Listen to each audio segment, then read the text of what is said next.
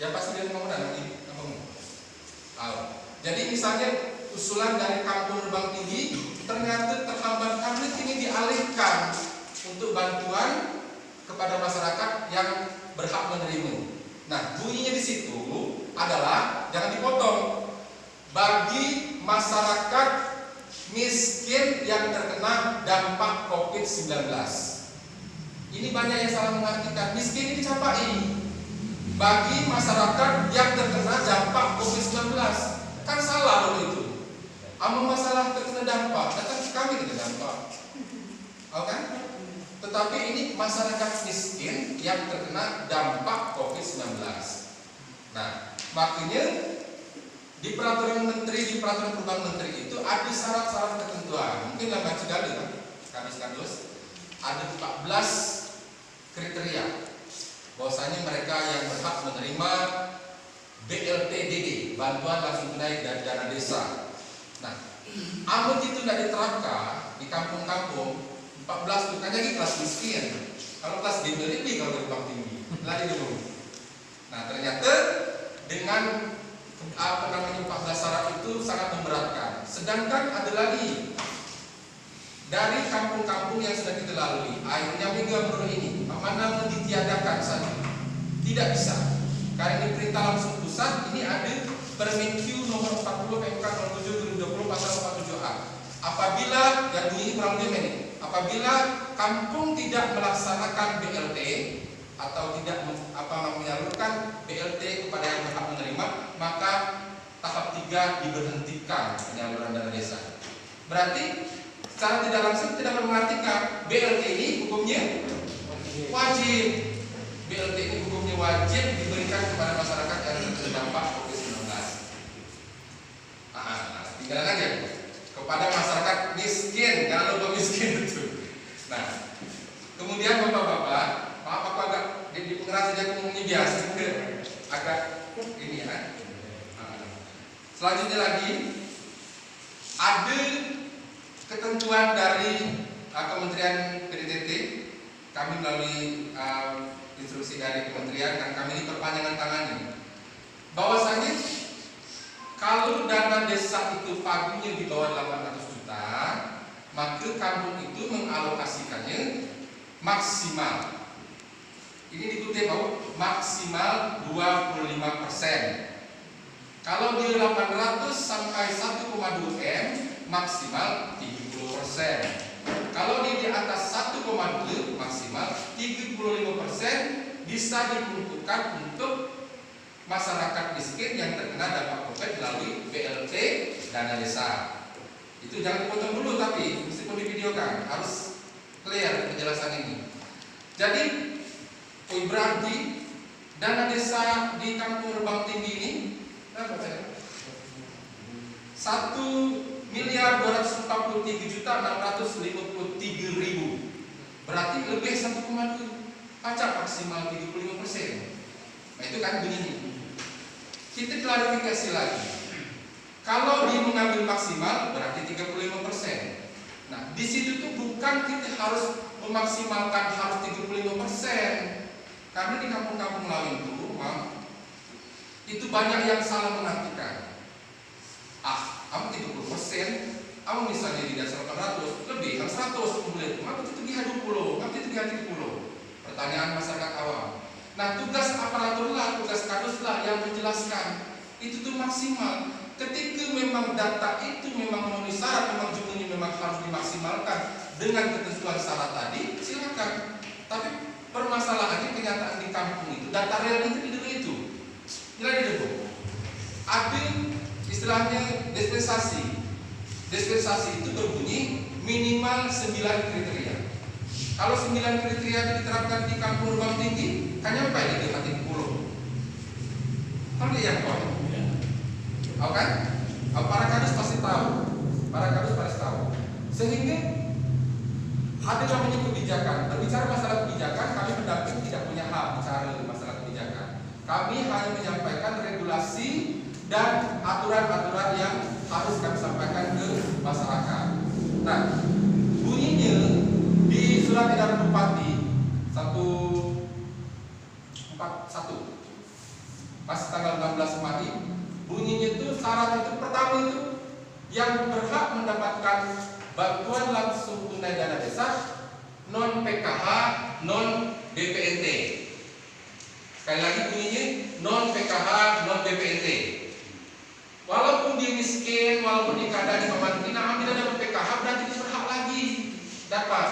Nah, kalau kita di forum pertanyaan tidak tanya lagi gitu. Cuma itu miskin, nah, gereng saja lagi. Pemain belum yang sesuai keadaannya. Kalau dapat PKH, udah dapat dia bagi nanti bunyinya itu. Kamu udah dapat PKH, dia boleh dapat BLT. Karena akulah berapa kampung masih kena ditanyakan, orang di garis barani masih kena ditanyakan. Keadaan keprihatinnya, sarunya. Kalau bicara masalah cukup, itu yang hadir nih, cukup, kurang kali. Tetapi ini adalah satu kebijakan pemerintah memberikan bantuan yang sifatnya membantuan untuk sifatnya kebutuhan primer. Abu dihantu, nanti miskin lagi, makan lagi upahan budaya, itulah yang layak dibantu. Kalau berbicara masalah kurang, cuma buku magedong ini kurang. Kita aparatur ini belum kurang. Nah, sehingga jangan lagi menjadi satu perdebatan karena di awal itu lah bunyinya non PKH, non BPNT. Masa diterima apa? Nah, jadi jangan ditanya lagi gitu. Kok di keadaannya miskin non itu tolong budaya. Lalu bunyinya kayak itu hanya dapat PKH, itu boleh didapat. Nah, kemudian yang harus menjadi prioritas pula adalah jumlah-jumlah yang memang kena penyakit, menabung ataupun yang dia punya rentan penyakit. Nah, jadi itu tuh sebenarnya bukan saja dari edaran bupati dan aturan perubahan. Dari dulu dari peraturan menteri dalam negeri dan juga permen juga ada bunyinya ketika urgen yang memang bantuan itu harus diberikan maka diberikan. Nah, Bapak-Bapak Ibu sampai di sini. Karena awalnya Kampung Rembang Tinggi itu mengajukan 243 secara kuota pun belum 14 tahun belum lakukan. Tak berapa maksimalnya kita belum hitung secara detail. Sehingga itu harus diverifikasi lagi. Diverifikasi oleh siapa? Siapa yang memverifikasi itu? Salah satunya adalah BPK. Kemudian tim yang menjadi relawan itu yang diberikan oleh kepala kampung. Karena yang bertanda tangan itu kepala kampung. Nah, jadi ketika kita mendata masyarakatnya dalam hal contoh banyak RT kan kados. Kalau kami sebagai di luar, dekat keluar, siapa saja yang dapat layak, pasti kados yang melaporkannya lagi. Nah, tapi data itu tidak boleh berdasarkan asumsi. Maksud tidak asumsi, Bung? Perkiraan. Jadi karena dia ada kedekatan, karena di para umat itu, dia menginaknya saya, dia tolong dia. Dia perlu dititip pula. Oi kami dia membaca terima bantuan, lagi makna kados tadi. Akhirnya diajukan. Padahal yang benar itu pendataan harus berdasarkan survei. Jadi survei itu harus baut ini, form ini. Karena dia minimal 9, maka kita kinai dicek. Dunia itu luas lantainya kurang dari 8 meter persegi. Dunia masuk berarti. Dunia itu dia masih bambu atau masih kayu murahan. Dunia masuk berarti kan. Nah, ternyata tidak memenuhi, maka dia masuk dalam daftar kebijakan. Benar-benar orang yang membutuhkan. Tetapi yang menjadi prioritas adalah yang memenuhi syarat. Maksud om? Yang memenuhi syarat yang sudah diberikan kepada kampung ini diprintkan. Nah, permasalahannya Bapak-bapak, terutama kadus, yang saya dengar tadi Pak PJ sudah mengatakan katanya Rembang Tinggi ini lalu di musyawarah. Oh, dia musyawarah. Bahkan datang itu hadir. Silakan saja. Tetapi kami sebagai mitra tidak punya hak memverifikasi. Kalau memang itulah jelas-jelas keruan, silakan di checklist. Di checklist memang benar masuk apa itu. Tetapi tetap harus ada dokumentasi. Jadi musyawarah ini tidak sembarangan. Makanya kami ini darurat. Ternyata Pak PJ pun ternyata di keruan siapa saja yang harus dihadirkan. Dihadirkan dalam musyawarah itu minimal Babin, Kamtibmas, Babin sudah datang hari ini.